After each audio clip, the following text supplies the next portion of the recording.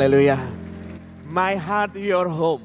Di dalam hati saya ada rumah Tuhan. Bukankah sore hari ini di dalam hati saudara ada rumah Tuhan? Amin. Satu ketika saya dalam satu pergumulan sedang susah sulit. Saya berdoa, berpuasa dalam penyembahan. Tuhan taruh di dalam hati saya, bukankah di hatimu ada aku? Kalau di dalam hatimu ada aku, maka seharusnya engkau menjadi orang-orang yang berbahagia. Amin saudara.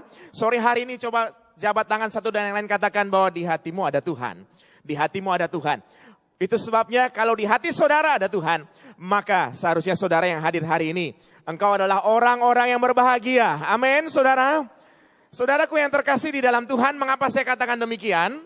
Sebab di salah satu universitas terkenal di dunia namanya Harvard University, saudara, ada satu mata kuliah yang sangat diminati adalah The Science of Happiness, saudara. Ilmu tentang kebahagiaan. Mengapa ada mata kuliah ini?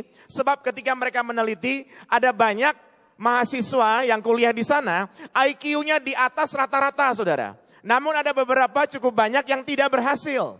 Mengapa tidak berhasil?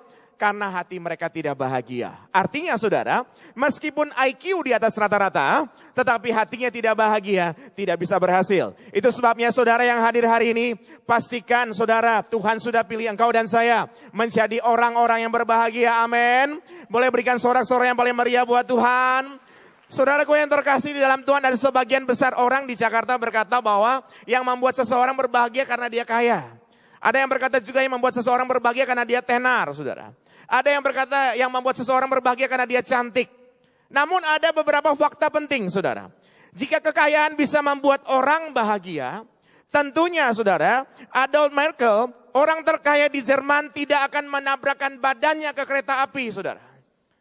Dan kalau kita berkata, apakah seseorang tenar akan berbahagia, saudara? Ada satu fakta penting lagi, jika ketenaran bisa membuat orang berbahagia, tentunya Michael Jackson, siapa yang tidak kenal Michael Jackson, penyanyi terkenal asal USA, saudara, tidak akan meminum obat tidur hingga overdosis, saudara. Jadi ternyata ketenaran juga tidak membuat orang bisa berbahagia, saudara. Mungkin berbahagia hanya sementara saja. Ada juga yang berkata bahwa mungkin kekuasaan bisa membuat seseorang berbahagia. Ada fakta penting tentang ini, saudara. Jika kekuasaan bisa membuat orang bahagia, tentunya G. Vargas, Presiden Brasil, tidak akan menembak jantungnya sendiri.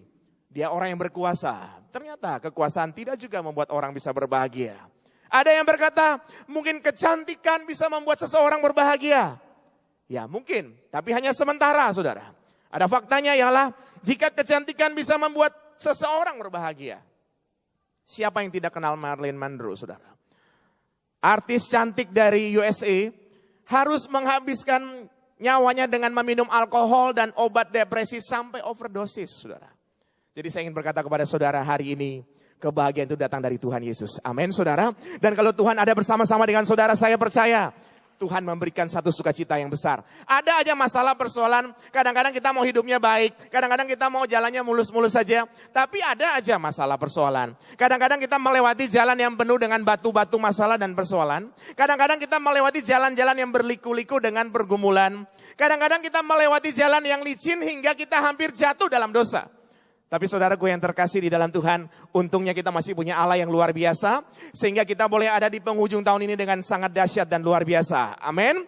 Itu sebabnya saya akan memulai dengan satu kalimat pendek, yang saya percaya kalimat ini adalah harapan dari kita semua. Dan saya minta kepada saudara yang hadir sore hari ini, untuk mari bangkitkan imanmu, saudara. Sebab di dalam Alkitab, di dalam Injil Matius, Markus, Lukas, Yohanes, Yesus selalu berkata, karena imanmu engkau disembuhkan. Ketika Yesus melihat iman mereka, dosa mereka sudah diampuni. Selalu Yesus berkata tentang iman. Maka sore hari ini saya ingin berkata kepada saudara, bangkitkan imanmu dan amenkan setiap kalimat firman Tuhan. Yang setuju katakan amin. Saya mulai dengan kalimat pendek yang akan dibantu oleh multimedia. Suatu perubahan. Katakan sama-sama dengan saya, suatu perubahan. Siapa yang mau mengalami perubahan? Boleh lambaikan tangan, saudara. Tuhan akan lakukan itu dalam kehidupan saudara. Akan ada satu perubahan besar dalam bisnis saudara, dalam pekerjaan saudara, dalam rumah tangga saudara, dalam segala aspek kehidupan saudara. Ada amin? Saudara, saya akan membawa contoh dari Lukas pasal yang kelima, saudara. Ini ada gambarnya Lukas pasal yang kelima, ayat yang kedua dan ayat yang ketujuh. Ayat yang kedua ini ada gambar ketika Yesus datang mendapati murid-murid saudara, Simon dan teman-temannya sedang membasuh jala. Ayat yang kedua ini ada gambar di mana Yesus mendapati para nelayan sedang membasuh jala. Mengapa mereka membasuh jala? Kalau kita baca lengkap Lukas pasal 5 saudara, karena mereka sudah bekerja sepanjang malam. Tapi tidak ada hasilnya apa-apa. Kadang-kadang saudara, kita mengandalkan kekuatan kita. Para nelayan ini punya skill saudara, punya kemampuan. Para nelayan ini sudah bekerja di waktu yang tepat, time-nya tepat saudara, yaitu di malam.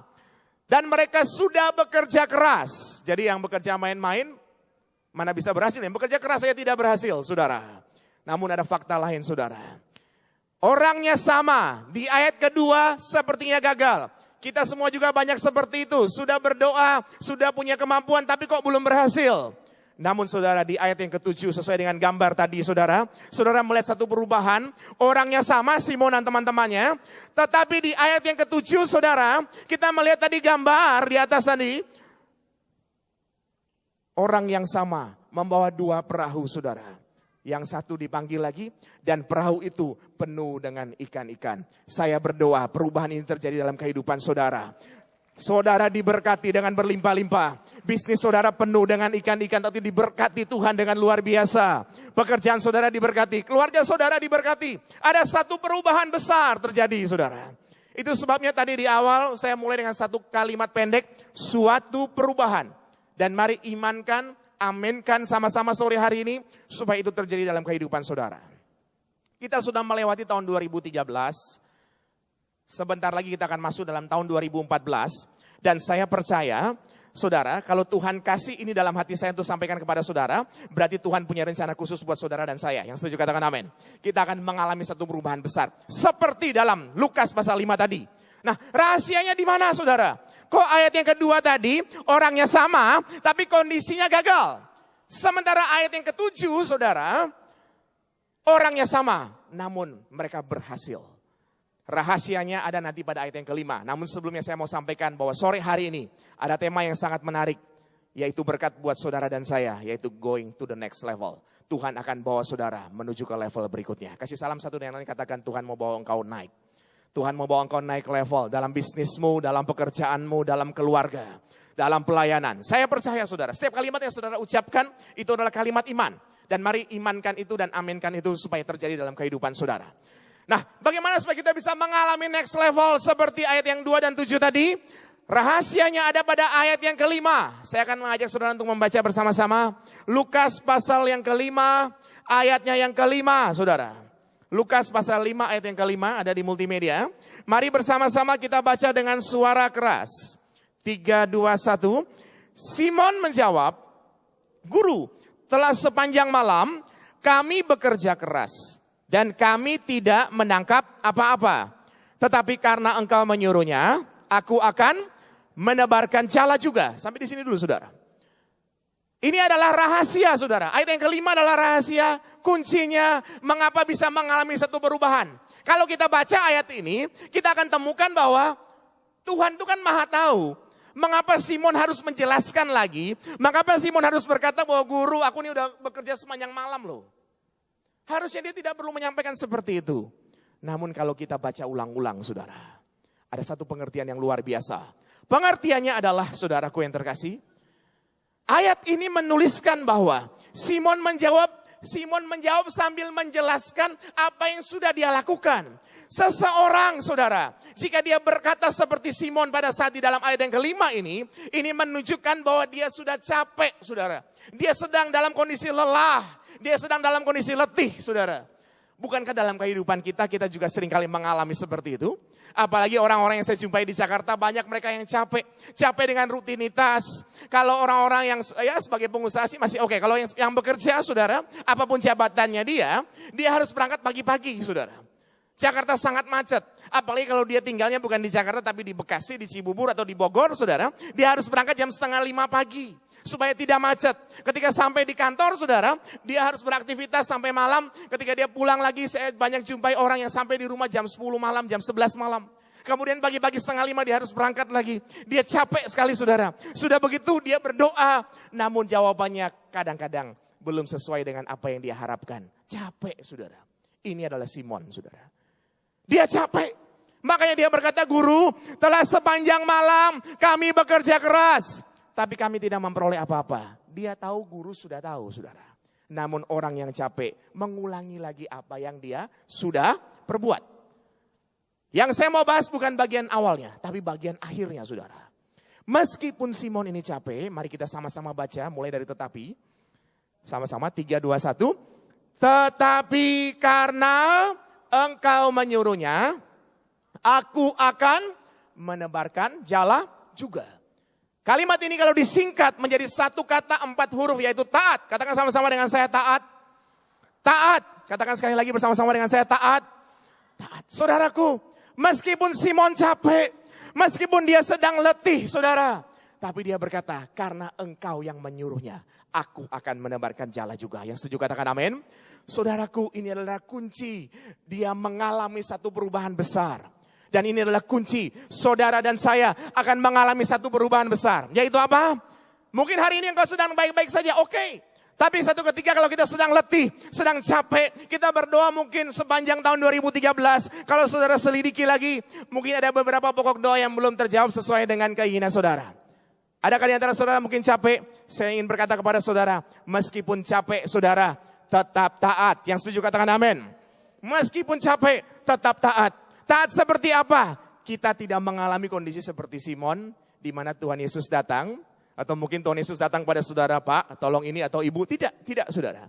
Tapi kita di saat sekarang ini, taat seperti apa?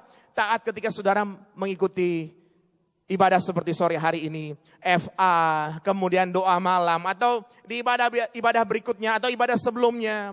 Setiap kali ibadah, mari saudara, taat saudara. Meskipun capek, tetap beribadah. Meskipun capek, tetap berdoa. Amin saudara. Meskipun capek saudara, tetap menyembah Tuhan. Saya percaya dengan iman, engkau akan mengalami perubahan besar di dalam nama Yesus. Mengalami perubahan besar. Kok yang amin cuma 3 orang? Engkau akan mengalami perubahan besar dalam nama Yesus. Amin. Sorak-sorai tepuk tangan yang paling meriah buat Tuhan. Kita akan diberkati 3 pesan singkat. Dan saya percaya 3 pesan ini pasti memberkati kita. Selain taat di minggu-minggu yang akan datang, minggu sebelumnya semua firman. Namun hari ini Tuhan mau menyampaikan 3 pesan yang saya percaya 3 pesan ini pasti memberkati kita. Untuk masuk tahun depan kita boleh mengalami satu perubahan besar. Yang pertama, mari sama-sama kita baca di multimedia. 3, 2, 1. Miliki hati yang dapat menerima. Saudaraku yang terkasih di dalam Tuhan, ada banyak orang tidak pernah bisa mengalami perubahan yang besar. Mengapa saudara? Simple, hati yang gak bisa menerima kadang-kadang. Kita mau hidupnya baik-baik saja, namun kadang-kadang kan ada aja masalah, persoalan dan sebagainya. Nah ada banyak orang, dia hatinya gak bisa menerima. Ketika hati gak bisa menerima saudara, seseorang tidak akan bisa bekerja dengan baik. Yang setuju katakan amin. Kalau hatinya gak bisa menerima kan hatinya gak enak kan saudara. Kalau hati gak enak kerjanya gak bisa dengan baik. Tapi sebaliknya saudara, kalau saudara dan saya, dalam pesan yang pertama Tuhan ingatkan kita, dalam segala kondisi, kita memiliki hati yang bisa menerima. Maka saya percaya, kalau hati bisa menerima, di situ akan muncul kreativitas. Yang setuju katakan amin. Mari katakan sama-sama dengan saya kreativitas. Nah ketika saudara hatinya bisa menerima, hatinya penuh damai, sejahtera dan sukacita, ada kreativitas. Kalau ada kreativitas, maka saudara akan melihat pekerjaan saudara semakin diberkati. Ada perubahan besar yang luar biasa, yang setuju katakan amin. Luar biasa saudara. Ada banyak orang saudara, dapat melakukan hal-hal yang luar biasa, ketika dia sedang dalam kondisi bahagia, hatinya senang. Makanya saya ingin mengajak saudara yang hadir hari ini, milikilah hati yang dapat menerima.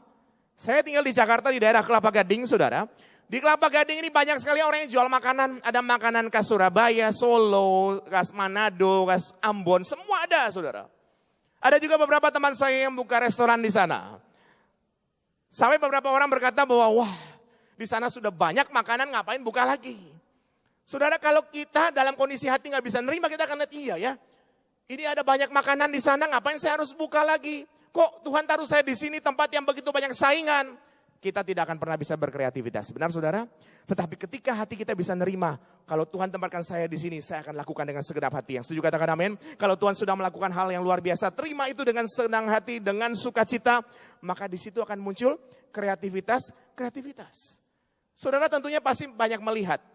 Kemarin saja saya dari Jakarta turun ke Surabaya, saya lewat nggak tahu jalan apa itu, saya lihat ada restoran atau depot gitu, tulisannya soto daging masih ada katanya. Masih ada nih, saya pikir masih ada jual soto daging. Ternyata judulnya masih ada saudara. Nama sotonya itu soto masih ada. Kalau di Jakarta ada orang-orang yang berpikir mau buat restoran namanya terserah aja saudara. Mengapa? Karena kalau siang hari atau malam hari diajak makan, mau makan di mana? Udah terserah deh katanya gitu. Terserah aja. Jadi mau bikin restoran namanya terserah. Supaya kalau ada yang berkata terserah, pergi ke restoran terserah. Ada banyak kreativitas yang bisa dilakukan ketika seseorang hatinya sedang senang. Amin, saudara. Ada banyak hal yang bisa saudara lakukan. Itu sebabnya saya ingin berkata kepada saudara, Tuhan mau buat satu perubahan besar. Makanya mari saudara, milikilah hati yang dapat menerima. Supaya apa yang sudah Tuhan siapkan benar-benar terjadi. Saya ambil satu perumpamaan yang Yesus katakan di dalam Injil Lukas, saudara. Satu ketika Yesus memberikan perumpamaan, saudara. Seorang ayah punya 2 orang anak. Yang sulung dan yang bungsu, saudara. Yang bungsu ini, dia minta warisan dari ayahnya. Dia minta bagian. Kemudian setelah dapat bagian warisannya, dia pergi meninggalkan rumah. Kemudian dia pergi berpesta pora, dia foya-foya, dia habiskan uang itu, saudara. Alkitab mencatat ketika uangnya habis, temannya sudah pergi dari dia. Dia mengalami kesulitan yang luar biasa. Bahkan dicatat dalam Alkitab, makanannya adalah ampas-ampas yang merupakan makanan babi. Maaf. Saya bisa simpulkan, Alkitab kan bukan buku cerita. Tapi kalau sampai orang yang tadi pergi dari rumah dan akhirnya dia harus makan ampas-ampas yang merupakan makanan babi, saudara. Saya bisa pastikan berarti dia mengalami satu proses yang cukup panjang. Tentunya ketika uangnya habis dia ditinggalkan teman-teman. Dia mungkin tentunya masih sedang berusaha. Dia mungkin berusaha untuk pinjam dulu. Dia mungkin berusaha untuk minta dulu. Dia mungkin berusaha untuk mengais-ngais makanan dulu. Sampai akhirnya proses yang begitu panjang. Sampai akhirnya dia harus tidak ada pilihan lain selain memakan ampas-ampas yang merupakan makanan babi, saudara. Berarti proses yang panjang oleh karena kesalahan dia. Ketika proses yang panjang itu dia sudah lewati, dia sadar bahwa dia sudah salah. Dia ingat di rumahnya hamba-hamba saja makan kenyang. Dia di luar tidak bisa makan dengan baik. Dia memutuskan untuk kembali, saudara. Dia tahu bahwa kembali tidak mudah. Apakah ayahnya masih mau mengampuni dia? Dia mencoba saja untuk kembali, saudara. Alkitab mencatat ketika dia kembali, seorang bapak tetap seorang bapak. Menerima dia tetap dengan sukacita. Bahkan bapak ayah yang menerima si bungsu ini malah bukan hanya menerima, tapi juga mengadakan pesta untuk dia. Namun ada masalah dengan si sulung, saudara. Saya ingin mengajak kita baca Lukas pasal 15. Injil Lukas pasal 15. Kita baca bersama-sama ayat 25 sampai dengan 32. Lukas pasal 15 ayat 25 sampai dengan 32. Saya membaca ayat 25, saudara 26 berganti-gantian. Dan 32 kita akan membacanya bersama-sama. Saya mulai Lukas pasal 15 ayat 25. Tetapi anaknya yang sulung berada di ladang, dan ketika ia pulang dan dekat ke rumah, ia mendengar bunyi seruling dan nyanyian tari-tarian.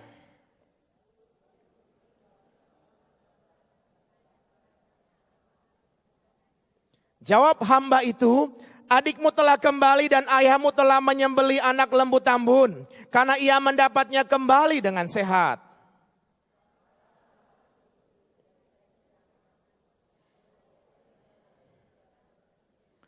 Tetapi ia menjawab ayahnya, katanya, telah bertahun-tahun aku melayani Bapa dan belum pernah aku melanggar perintah Bapa. Tetapi kepadaku belum pernah Bapa memberikan seekor anak kambing untuk bersukacita dengan sahabat-sahabatku.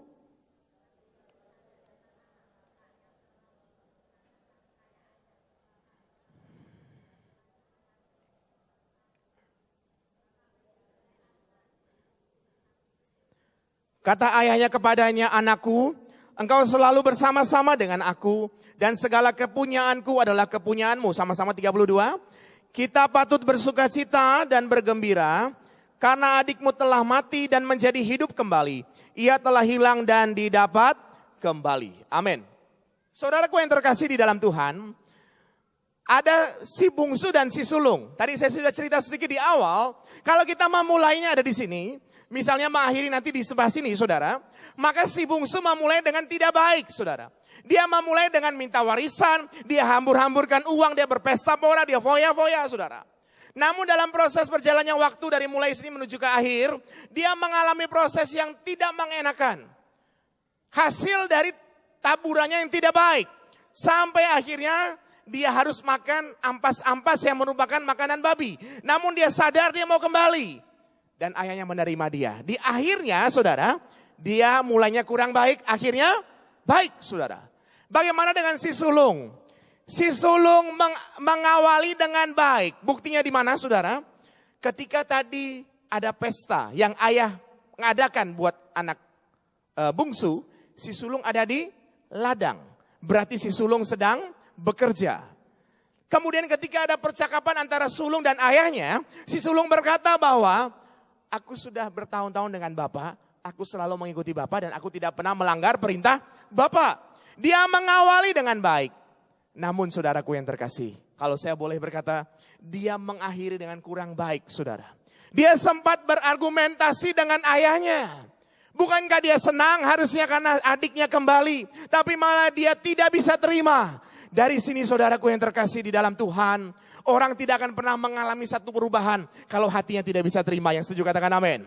Tuhan mau saudara yang hadir hari ini, saudara yang hadir saat ini mengalami perubahan yang besar. Tuhan juga mau saya mengalami perubahan yang besar. Mari sama-sama kita memiliki hati yang bisa menerima. Yang setuju katakan amin. Boleh berikan tepuk tangan yang paling meriah buat Tuhan. Satu cerita singkat saudara, satu ketika suami istri sedang berjalan-jalan, ketika itu hujan deras sekali saudara. Ketika mereka sedang jalan hujan deras, tiba-tiba ada motor yang lewat, sepeda motor lewat. Sepeda motor ini ada pasangan suami istri yang kedua. Ketika sepeda motor lewat, suami dan istri, mereka berdua menggunakan motor.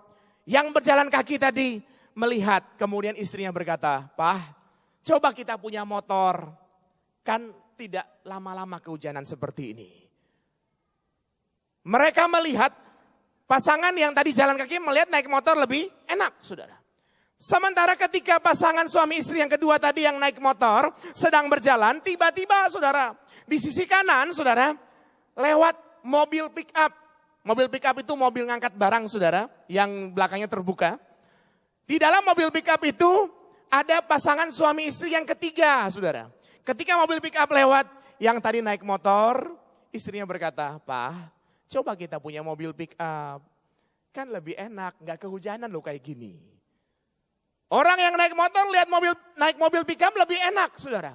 Sementara pasangan suami istri yang tadi yang ketiga, yang naik mobil pick up ini saudara, tiba-tiba ketika mereka sedang jalan, karena terbatas tidak bisa terlalu kencang, ada lewat di sisi kanan mobil mewah saudara. Mobil mewah lewat, di dalam mobil mewah itu ada pasangan suami istri yang keempat. Ketika mobil mewah ini lewat, serentak istri dalam mobil pick up tadi berkata kepada suaminya, "Pak, coba kita kalau punya mobil mewah, kan larinya bisa lebih kencang. Terus kemudian ada AC-nya, dan lebih enak kan kalau seandainya punya mobil mewah." Saudaraku yang terkasih, tadi yang jalan kaki, lihat yang naik motor lebih enak. Yang naik motor lihat, yang naik mobil pick up, kok rasanya lebih diberkati. Yang naik mobil pick up lihat, yang naik mobil mewah, kok lebih diberkati. Bagaimana percakapan antara pasangan suami istri yang keempat yang ada di dalam mobil mewah saudara? Apakah dia melihat kereta api lewat atau pesawat lewat? Tidak saudara, nanti gak habis. Di dalam mobil mewah tadi saudara, sang istri berkata, papanya lagi telepon. Ya mengapa mah? Pak lihat gak tadi? Akhirnya teleponnya dimatiin. Papa tadi lihat gak? Waktu kita lewat, lihat gak ada pasangan suami istri yang jalan kaki tadi hujan-hujan? Oh iya lihat, mengapa? Istrinya berkata, "Aku iri sama mereka." Lihat Pak, ketika hujan-hujan, mereka romantis banget. Jalan kaki hujan-hujan, mungkin sambil nyanyi-nyanyi. Mungkin sambil nyanyi sepanjang jalan kenangan, kan begitu saudara. Perhatikan saudara. Yang jalan kaki tadi melihat naik motor, dia merasa iri. Yang naik motor, lihat yang naik mobil pick up, yang naik motor iri sama yang naik mobil pick up. Yang naik mobil pick up, lihat yang naik mobil mewah, yang naik mobil pick up merasa iri. Ini yang naik mobil mewah, lihat yang jalan kaki, iri juga saudara. Karena katanya kalau biasanya di mobil itu suaminya nelpon sendiri, istrinya telepon, jarang ada komunikasi. Sementara orang yang tadi jalan kaki kok kayaknya sangat romantis ya, katanya begitu saudara. Dari sini saudara kita bisa ambil satu pengertian bahwa apapun yang sudah Tuhan berikan buat saudara, marilah kita terima itu dengan sukacita. Yang setuju katakan amin.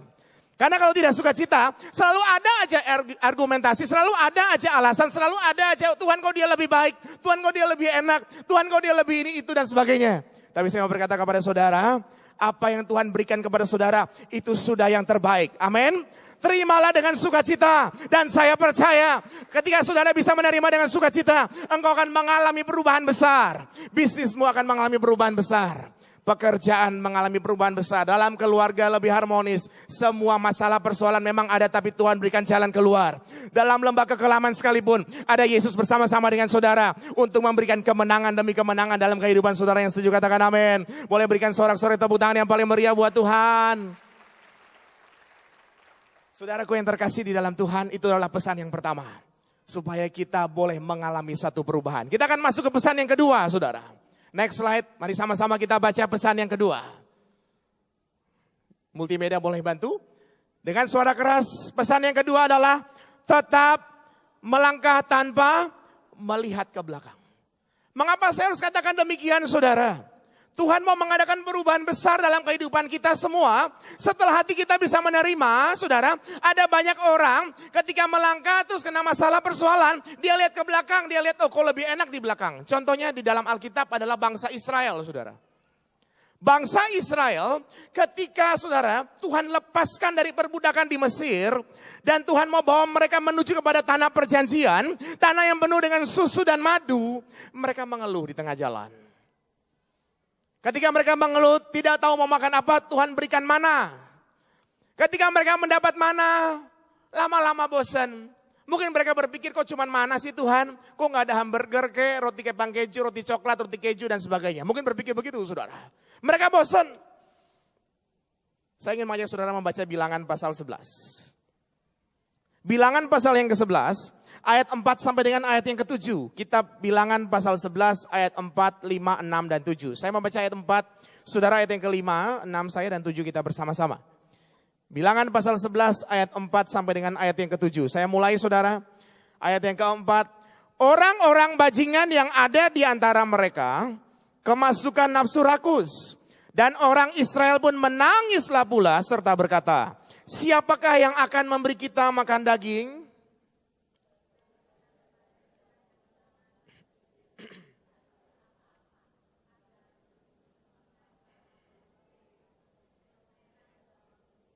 Tetapi sekarang kita kurus kering, tidak ada sesuatu apapun kecuali mana ini saja yang kita lihat sama-sama. Adapun mana itu seperti ketumbar dan kelihatannya seperti damar bedolah.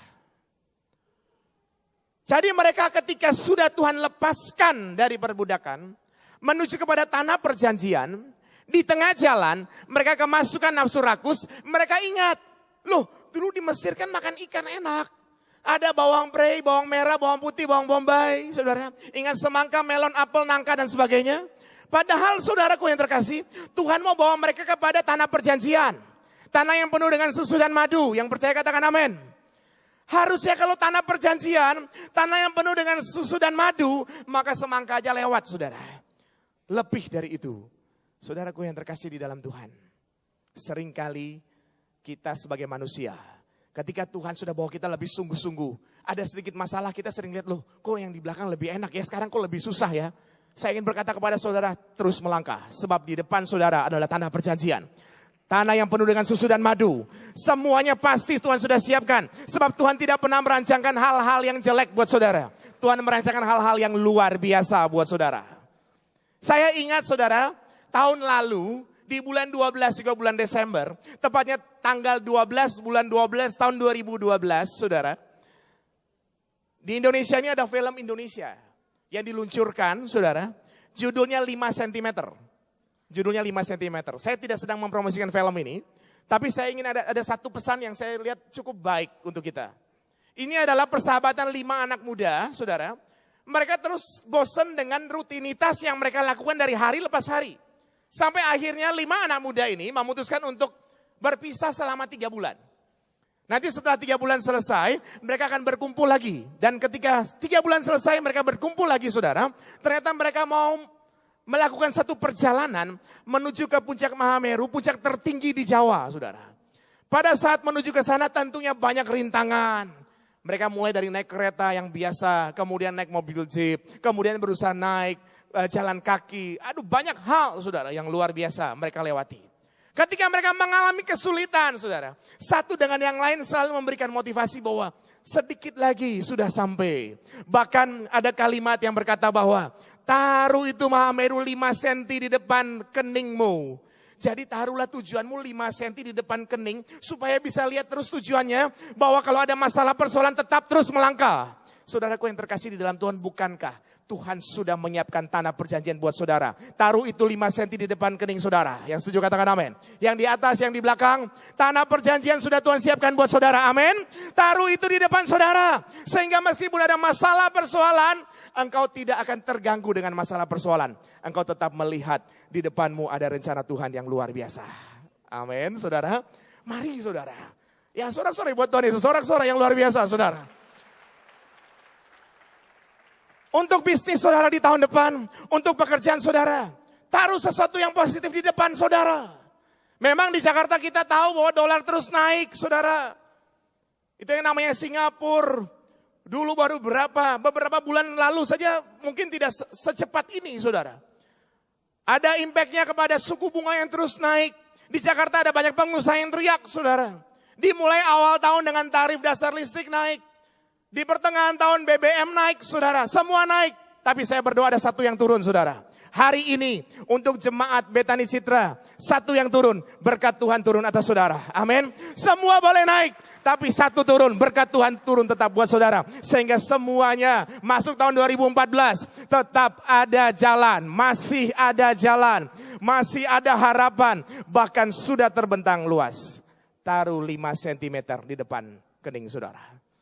Amin, saudara. Kami pun mengalami seperti ini, saudara. 5 tahun yang lalu saya pernah saksikan, saya ninggalkan pekerjaan saya, istri saya ninggalkan bisnisnya. Kami kemudian melayani ikut Tuhan sepenuh waktu sesuai dengan panggilan masing-masing orang berbeda-beda. Kami meresponi panggilan sesuai dengan Tuhan tunjuk kepada kami. Dan saudara, ketika kami meresponi itu, kami mengalami satu proses yang luar biasa. Sulit luar biasa, mobil harus dijual, rumah harus dijual, saudara. Dalam kondisi yang sangat sulit. Anak-anak saya harus berangkat ke sekolah naik jalan kaki, saudara. Saya ajak mereka jalan kaki, panas-panasan, mengalami satu proses yang luar biasa. Padahal sebelumnya enak, saudara. Ada kepikiran kalau dulu lebih enak. Tapi ayat pesan yang kedua tadi mengingatkan saya bahwa terus melangkah. Amin, saudara. Jangan melihat ke belakang, terus melangkah. Akhirnya kami berusaha terus melangkah. Apa yang dilakukan ketika kami berusaha untuk terus melangkah? Mulai lagi muncul ide-ide yang Tuhan berikan. Istri saya mulai merangkai bunga. Saya kemudian menjual bunga. Siapa tahu dengan bunga itu bisa mendukung pekerjaan Tuhan. Ternyata saudara, tidak juga terlalu berhasil. Karena orang tidak bisa beli bunga setiap hari, bunga tidak bisa dimakan, saudara. Dan lama-lama kalau saya jual terus, orang pikir pendeta bunga datang. Ya kan, saudara? Tidak mudah, saudara. Tidak terlalu berhasil berhenti, ternyata stok bunga sudah cukup banyak. Stok bunga yang banyak ini kita coba berpikir lagi bagaimana kalau tidak bisa dijual, barangkali bisa menangkan jiwa. Bunga ini disusun mulai satu persatu tangkai, saudara. Di dalam satu-satu tangkai ini ditaruh brosur yang membangun. Pada saat itu saya dan istri dan beberapa pengerja, kami berdiri di Raya Pluit atau Raya Muara Karang. Ada mobil-mobil yang lewat, kami bagikan bunga. Dengan harapan dia tahu bahwa di sini ada gereja loh. Gereja lagi bagi-bagi bunga. Barangkali mereka ada butuh kami bantu untuk didoakan dan sebagainya. Boleh menangkan banyak jiwa. Karena saudara tahu di daerah Pluit tempat kami melayani, bukan mayoritas Kristen, saudara. Malah sangat kecil Kristen di sana. Kami berusaha untuk menangkan.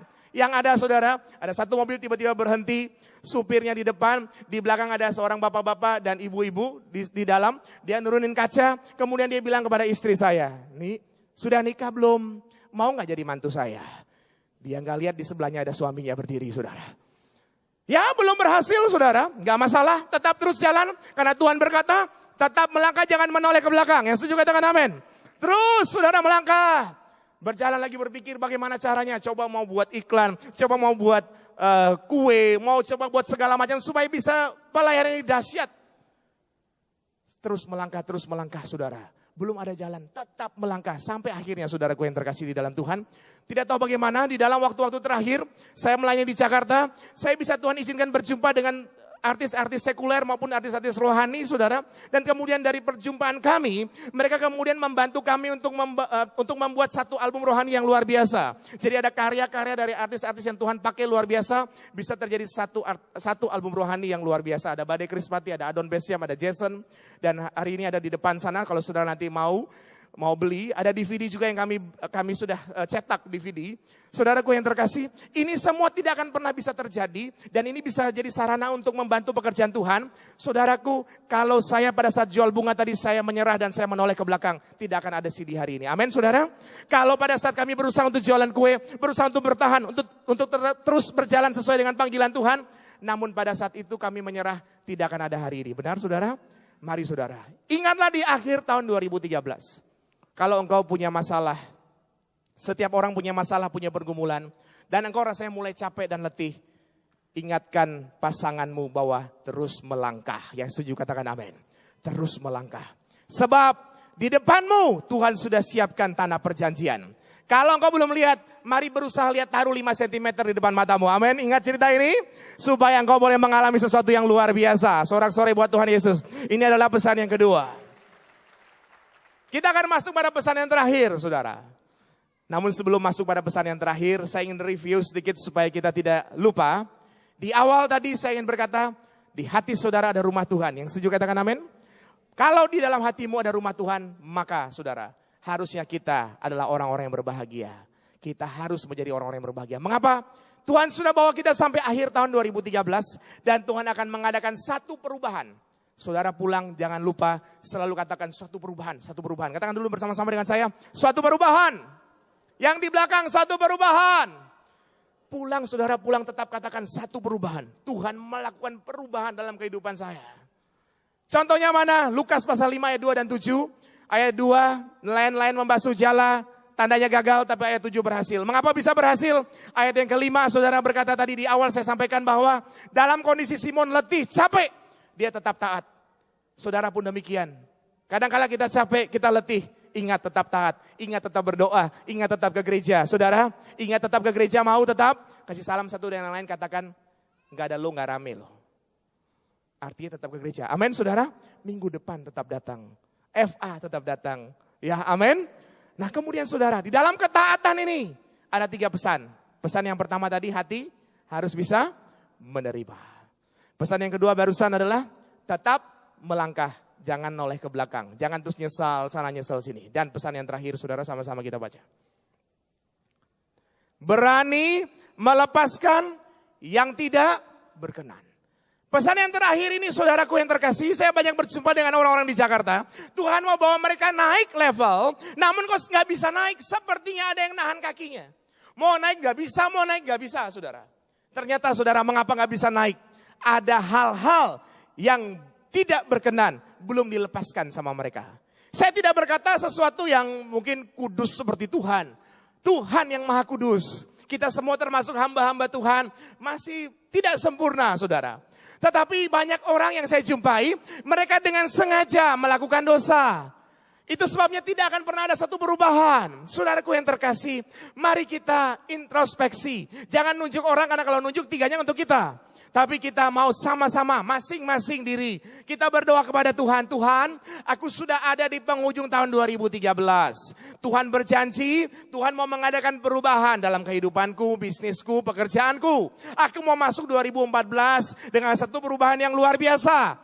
Hari ini Tuhan ingatkan aku, apakah ada hal-hal yang kurang berkenan yang harus aku lepaskan.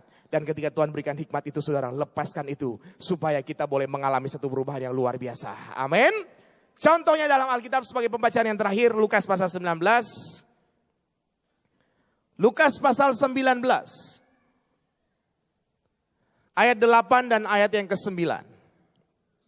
Lukas pasal 19 ayat 8 dan ayat yang ke-9. Ya, saya akan membaca bersama-sama dengan saudara. Ayat 8 mulai. Tetapi Sakeus berdiri dan berkata kepada Tuhan, Tuhan, setengah dari milikku akan kuberikan kepada orang miskin.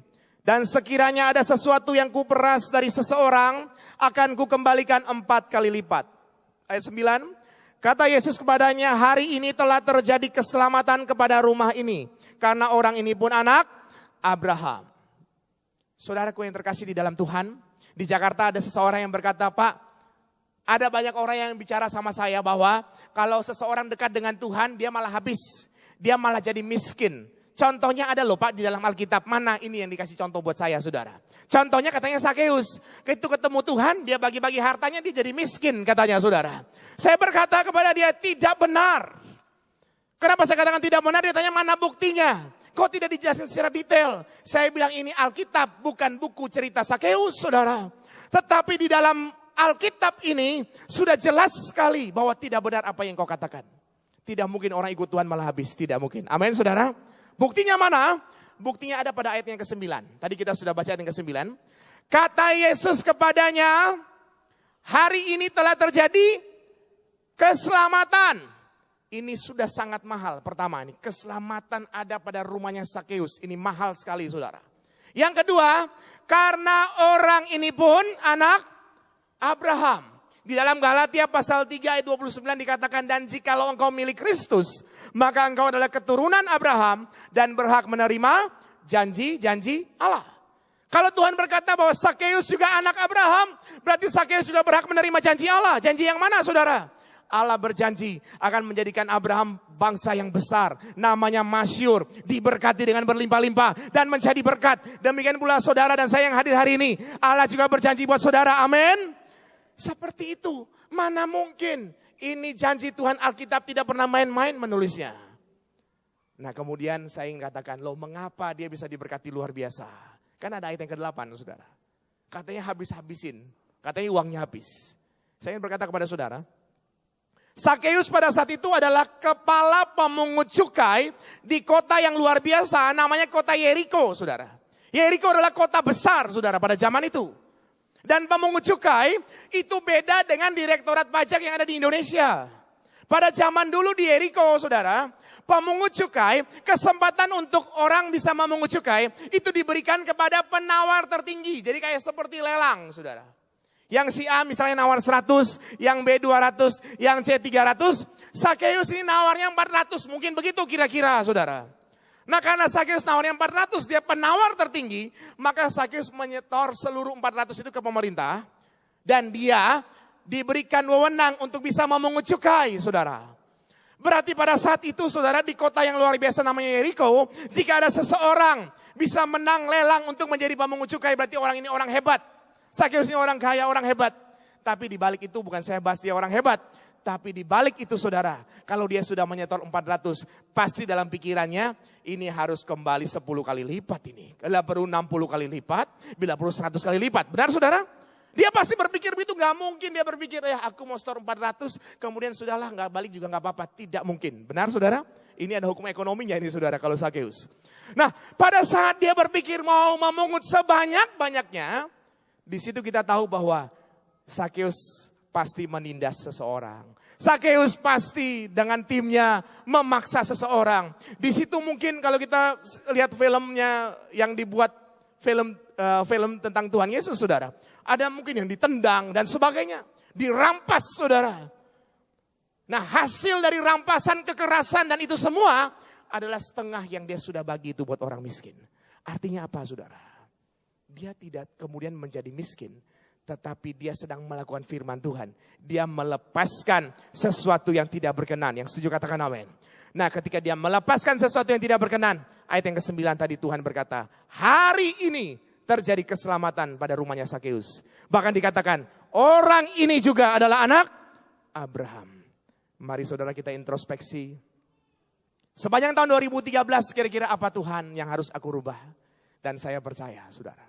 Kalau kita sudah introspeksi, kita berdoa. Semua manusia tidak ada yang sempurna, tidak bisa saling tunjuk. Dan Tuhan kasih satu pengertian, mari lakukan saudara. Pulang ini doa sama-sama. Tuhan, apa yang harus aku lepaskan? Lepaskan itu saudara, supaya tahun depan engkau mengalami satu perubahan besar dalam nama Yesus. Amin. Tuhan akan melakukan hal yang luar biasa dalam kehidupan saudara. Tuhan bisa melakukan hal yang dahsyat, sebab engkau sangat berharga di hadapan Tuhan. Ada yang berkata, Pak, bagaimana saya mau lepas, saya lagi susah, saya ini kan orang yang gak berharga. Tidak saudara, satu ketika sebagai hal yang terakhir saudara.